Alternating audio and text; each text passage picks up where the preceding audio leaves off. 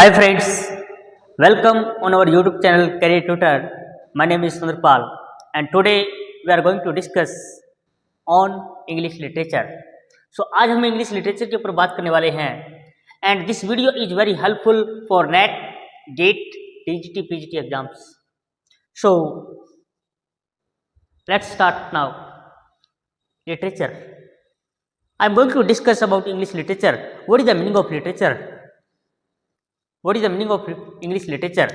Literature is nothing but it is a reflection. It is a reflection of life.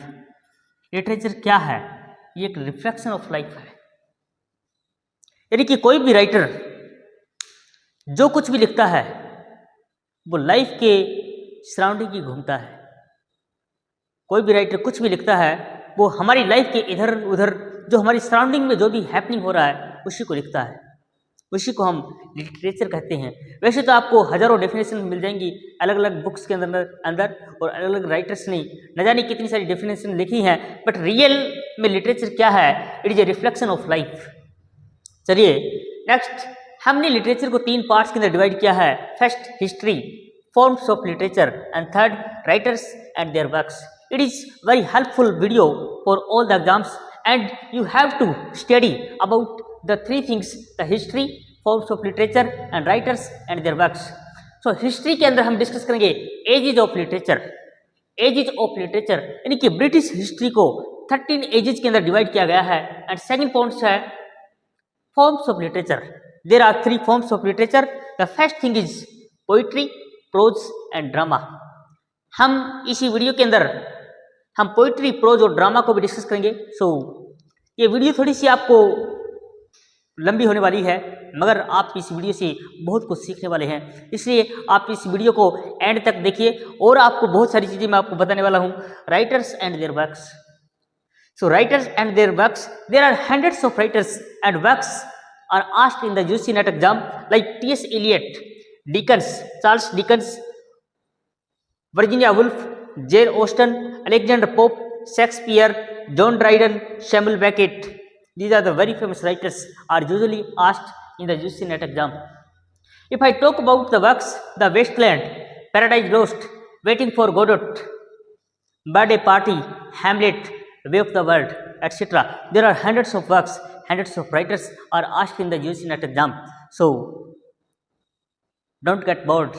Be ready to crack the coming UGC NET exam 2023. So now I am going to discuss about the ages of literature. So now friends, I wrote 13 ages of literature and it is a chronological order. I think you are watching here first time on the YouTube. मैंने first time आपने देखा होगा कि 13 edges of literature मैंने इस board के ऊपर लिखी हुई हैं. अभी तो 10 लिखी हैं और 3 इसके बाद में मैं लिखने वाला हूं. तो ये एक क्रोनोलॉजिकल ऑर्डर है जो कि आपको इतना बारीकी से बताने वाला यूट्यूब के ऊपर बहुत कम ऐसे टीचर्स मिले होंगे जो आपको सारी की सारी डिटेल आपको एक छोटी सी वीडियो के अंदर इतनी सारी चीज़ें आपको एक वीडियो में बता दी जाएंगी. बट मैं आपको 13 एजेस का सिर्फ आपको एक ओवरव्यू देने जा रहा हूं और हम इन एजेस को 1 बाय 1 इस YouTube चैनल के ऊपर हम कवर करने वाले हैं. तो सबसे पहला जो एजेस के अंदर आता है एंग्लो सेक्शन. एंग्लो सेक्शन जो एज स्टार्ट होती है वो 450 से लेकर के 1066 450 to 1066 तक ये एंग्लो सेक्शन एज चलती है. नेक्स्ट इसके बाद में एज आती है एंग्लो नॉर्मल. एंग्लो नॉर्मल के अंदर जो एजेस है ये है 1066 टू 1340 यानी कि 1066 से लेकर के 1340 तक चलेगी एज. उसके बाद ये एज ऑफ चौसर यानी कि ये जो एज है ये जोफ्री चौसर के अंदर आती है. ये जो एज स्टार्ट होती है द एज ऑफ चौसर 1340 से लेकर के 1400. उसके बाद ये रेनिसा एज आती है. जो रेनिसा पीरियड होता है ये चलता है 400 से लेकर के 1558 तक. उसके बाद में एलिजाबेथन एज आती है जो कि 1558 से लेकर के 1603 तक चलती है और इसी एज को आप याद रखना है शेक्सपियरियन एज कहा जाता है, क्योंकि एलिजाबेथन एज के अंदर जो हमारे इंग्लिश लिटरेचर के सबसे बड़े राइटर जो हैं विलियम शेक्सपियर, ये उन्हीं के नाम से आती है, शेक्सपियरियन एज। उसके बाद में नेक्स्ट हमारी आती है जैकोबियन एज, जो कि 1603 से स्टार्ट होती है और 1625 तक चलती है। नेक्स्ट इसके बाद में एज आती है, वो आती है कैरोलाइन एज। कैरोलाइन एज जो स्टार्ट होती है वो 1625 से लेकर के 1649 तक चलती है। नेक्स्ट हमारे पास एज आती है प्यूरिटन एज। प्यूरिटन एज जो स्टार्ट होती है वो 1649 से स्टार्ट होती है, जो कि 1660 तक चलती है, जिसको हम मिल्टन एज कहते हैं, यानी कि जॉन मिल्टन। अगर आपको याद है, जॉन मिल्टन ने एक वेरी फेमस वर्क लिखा है जिसका नाम है पैराडाइज लोस्ट, और इसके अंदर सैटर्न कहते हैं what though the field be lost if all is not lost, what though the field is lost all is not lost, यानी कि it is really a very interesting work. Next हम discuss करने वाले हैं restoration age. Restoration age जो start होती है वो 1660 से स्टार्ट होती है, जो कि 1700 तक चलती है। इसके अंदर बहुत बड़े राइटर हुए हैं, जॉन ड्राइडन, इसलिए इसको ड्राइडन एज कहा जाता है। और नेक्स्ट हमारे पास 10th एज आती है, वो आती है ऑगस्टन एज। और ऑगस्टन एज जो होती है ये स्टार्ट होती है 1700 से लेकर के एंड होता है इसका 1800, यानी कि इसको एज कहा गया है the age of Pope. Alexander Pope ने कौन सा ऐसा वर्क लिखा है, आप मुझे, जो वेरी फेमस हुआ और जिसको एराबेला फॉर्मर इसमें कैरेक्टर होता है, एंड इसको कहते हैं द एज ऑफ पोप। सो हमने 1 by 1 10 एजेस को डिस्कस किया। अब हम डिस्कस करने वाले हैं नेक्स्ट 3 एजेस को, और आप इस वीडियो में कंटिन्यू बने रहिए और देखिए एंड तक, आपको बहुत कुछ सिखाने वाले हैं। मेरा आज की इस वीडियो में आपको यही बताने का मैं प्रयास कर रहा हूं कि हमारा जो एजेस ऑफ लिटरेचर हैं इनको समझना बहुत इंपॉर्टेंट है। अगर आपको 13 एजेस ऑफ लिटरेचर की अगर आपको समझ में आ जाएगी तो आपको इंग्लिश लिटरेचर कवर करना फॉर यूजीसी नेट के लिए, गेट के लिए, टीजीटी पीजीटी एग्जाम के लिए बहुत आसान हो जाएगा। अगर आप इन 13 एजेस को अगर आपने अच्छे से कवर कर लिया, इसको प्रिपेयर कर लिया, तो आपको एग्जाम में आसानी से अच्छे मार्क्स गेन करने में बहुत आसानी होगी। और इसको क्रोनोलॉजी के अंदर अंडरस्टैंड करना, माइंड में सेट करना, उसका पिक्चर और ग्राफ तैयार करना आपके लिए बहुत आसान हो जाएगा।